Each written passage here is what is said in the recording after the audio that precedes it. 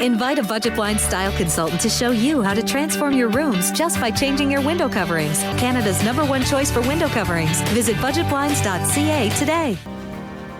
This is Newcap News with Silvana Benelich. Good evening and thank you for joining us. North Battleford RCMP are investigating the sudden death of a man that may be linked to counterfeit drugs in the area. Police were called to a home late yesterday afternoon where they found the man's body. They also discovered what they believe to be counterfeit OxyContin.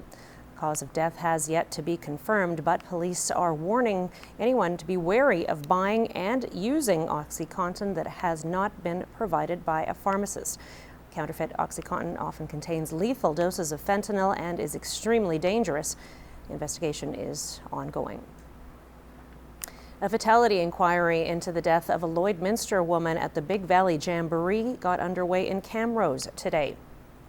Donna Moore was killed when the stage collapsed at the Jamboree 6 years ago. The 35-year-old died when a speaker fell on her after a storm hit the area. 33 charges were laid against different companies under the Occupational Health and Safety Act. Those charges were stayed back in 2012. The inquiry is scheduled to last all week. One woman is out of a home and a community has lost a century-old gathering place. This after Bigway Foods and the apartment above it caught fire yesterday in Kiscoty. Now, Kiscoty is left to pick up the pieces and thank the Vermilion River fire crews for their timely response. Jeremy Thompson has the details.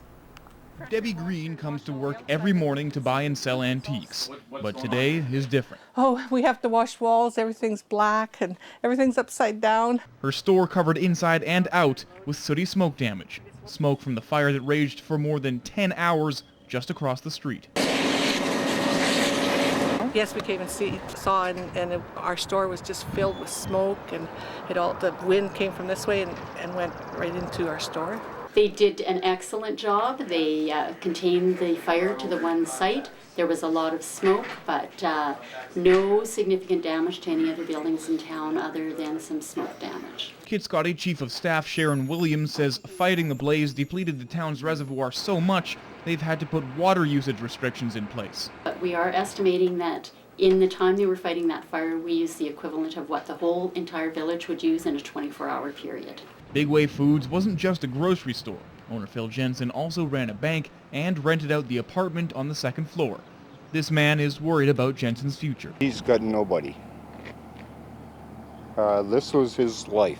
Yeah, everybody loves Phil.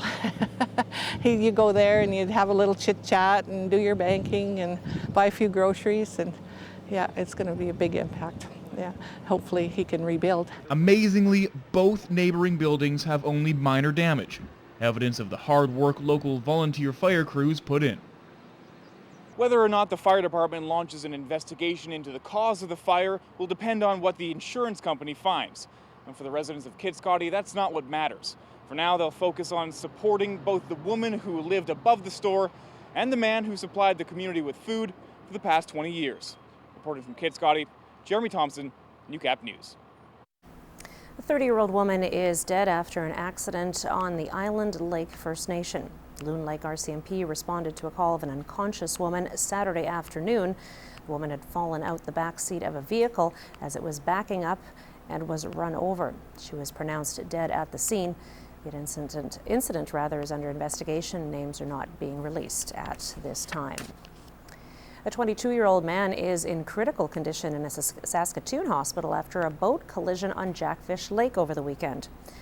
Around 1 o'clock Sunday morning, Battleford RCMP responding to the resort village of Aquadeo, about 30 minutes north of North Battleford, where a boat had collided with a dock.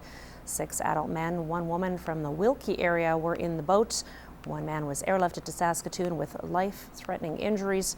RCMP say the others had not significant injuries and were treated on scene. They have since been released. And police say alcohol is a contributing factor. Charges are pending. It has been a week since a 15-year-old girl was last seen on the Elizabeth Métis settlement, prompting Cold Lake RCMP to get involved. Lauren Gladue was last seen June 1st around 3 a.m. leaving a home on the settlement. with an unknown female in a black car. Gladue was last seen wearing a black shirt and black pants. She's described as 5 foot tall, around 160 pounds, with dyed black hair, and occasionally wears glasses. Anyone with information is asked to call Cold Lake RCMP at 780-594-3302. The Thorpe Recovery Centre is dedicated to helping people with mental health, compulsive and addiction problems in the Lloydminster area, but the 54,000 square foot facility is now facing its own set of problems. Really, most of our challenges are just reaching our capacity. We're sitting at about 53% vacancy, and knowing that there's so many people in need of treatment, it's, disturbing. Krugel attributes those empty beds to the cost of treatment. Detox starts at $350 a day. The price of full treatment program is $17,000. The Alberta and Saskatchewan governments fund 4 beds for detox and 7 in the full program. With 72 available beds, Krugel says more government funding is needed. Many calls for funded beds, and often we have about a 6 to 8 week waiting list for those beds. The organization is certainly hoping to increase funding, be able to lower our costs, and a lot of that hopefully will come via donations and other time that people are able to give us. The lack of patients already having devastating effects, the centre had to stop running their adolescent program, converting the closed youth section to a female-only wing.